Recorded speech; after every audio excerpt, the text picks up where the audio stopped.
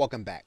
We're now going to go to the Messages tab, and we're going to go to the first tab, which is called Drafts. When we go to the Drafts tab, what you're going to notice is that you have a page where you can create a message and you can create a draft. Now, this screen will have all of the emails that you create inside of Aweber that have not been saved, added to broadcast, or added to follow-ups. So because Aweber auto-saves your email, you will be able to keep track of all of the emails that you are writing, and you'll be able to have them in this area. Now, in order to get started writing an email, what you're going to do inside of the draft button is you're going to click Create a Message. Now you have three choices. You can either click the drag and drop email builder, which is what you will use in most cases because this will send the most attractive emails. You can send an email by plain text if you have a specific reason as to wanting to send plain text emails to a certain list. Or you can also use the HTML editor if you know HTML extremely well. Now, because most entrepreneurs will be using the drag and drop editor, we're going to actually start with this builder. So let's click this link. Now, there are several elements that you want to be familiar with inside of the draft screen. The first you want to be familiar with is going to be the template box. We can actually use some of the pre-formatted templates that Aweber gives us in order to send out our email. Now, of course, we can change any of these templates to be what we want them to be if they suit our message. Now, if you want to write a plain message to your email marketing list, all you'll need to do is to click this plain tab. And indeed, this is the default setting. So you don't really even have to choose this template. You will actually have this template inside of your message writer by default. Now, if you want to use a different format, you can do that. You can use a center aligned format, or you can continue to use the left aligned format. Now, in order to get back to the writing screen, what we're going to do is we're going to click inside of this box, and that's going to bring us back to the Aweber screen.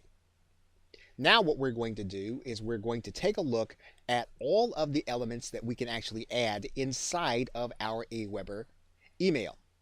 So we're going to start by writing a message, and we're going to edit it as we go along.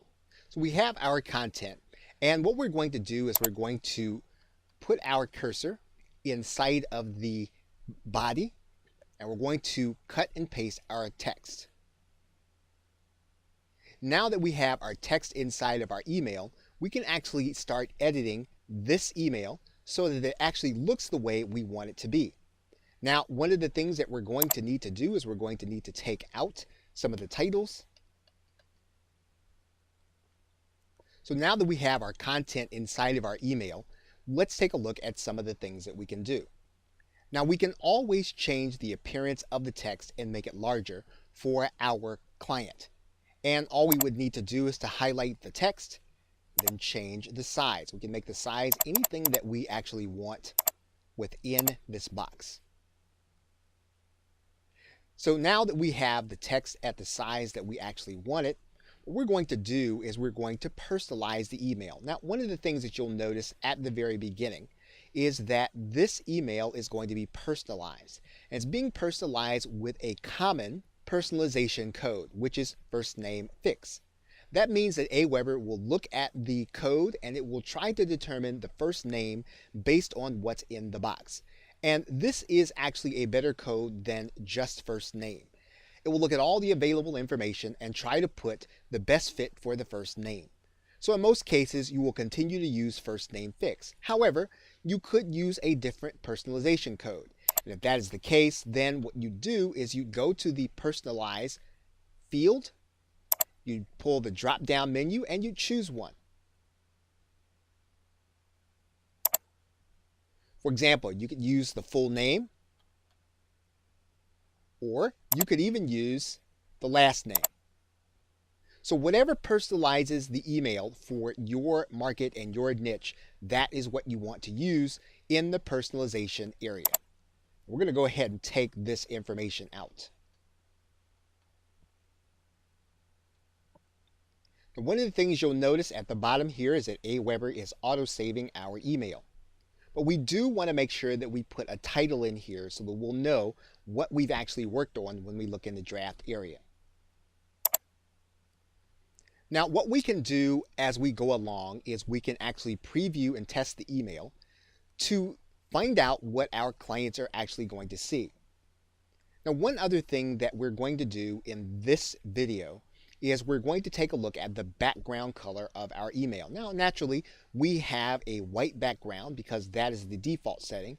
However, you can change the background color. We can click that link and we can make that background color whatever we want. If we wanted it to be a little more gray, we could click apply. It's a very easy way of adding some kind of branding to what we're actually writing. We can actually go back to this background color and then click apply.